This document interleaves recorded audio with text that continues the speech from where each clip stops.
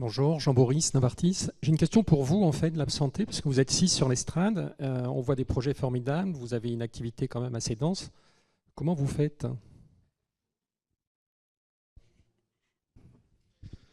Euh, on travaille beaucoup et on a un fil conducteur dans notre travail qui est, on est 6, mais on a tous des expériences et des acquis différents et donc on travaille en équipe. Et l'équipe étant le 7e pilier du lab, voilà, on confronte, on se challenge, on se dispute en interne, mais on produit parce que notre fil conducteur, il est très opérationnel. On ne veut pas partir dans des réunions, des réunions, des réunions. Non, nous, on a un fil conducteur, c'est d'être au boulot, dans le cœur de l'action. Mais c'est vrai que tous ces projets qui arrivent nous font aussi réfléchir à notre capacité à faire face à toutes ces demandes.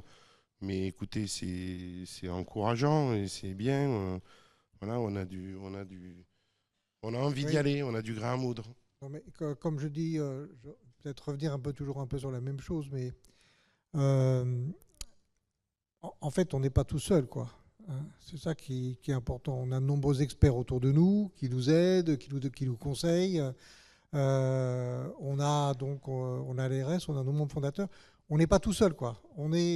C'est pas 5 isolés, comme on dirait, dans un bureau. C'est clairement de façon une équipe avec un réseau qui est relativement important. Et c'est vrai que quand on veut de toute façon quand on a un projet sur la gériatrie, qui touche à la gériatrie, on a 3-4 gériatres qu'on peut appeler qui viennent dans les 24-48 heures. Donc vous voyez, on a un certain nombre de personnes qui viennent nous aider. Donc certes, comme dit Guillaume, c'est vrai qu'on ne chôme pas, mais en même temps, si vous voulez, on a beaucoup de gens qui viennent nous aider, ce qui permet finalement d'aller relativement rapidement et puis de faire un certain nombre de choses. Mais c'est vrai que notre équipe, en fait, on est vraiment 5-6, c'est tout récent et comment dirais-je, c'est quelque chose qui, je ne sais pas si ça va complètement durer encore, mais en tout cas, là, ce qu'on a besoin, de façon, c'est quelqu'un qui vienne, quelqu'un supplémentaire, vraisemblablement pour les prochaines, pour les projets, car c'est vrai que là, on tape un peu sur le plafond de temps en temps, en particulier à la fin d'année, là, pour un certain nombre de projets. Mais, comment dirais-je, Amazon disait que vous avez étudié quelle était la meilleure efficience. Hein. La meilleure efficience, c'est finalement quand on peut tous travailler autour d'une pizza. Hein. Donc, c'est ce que disait Amazon, donc entre 5 et 10. Quoi.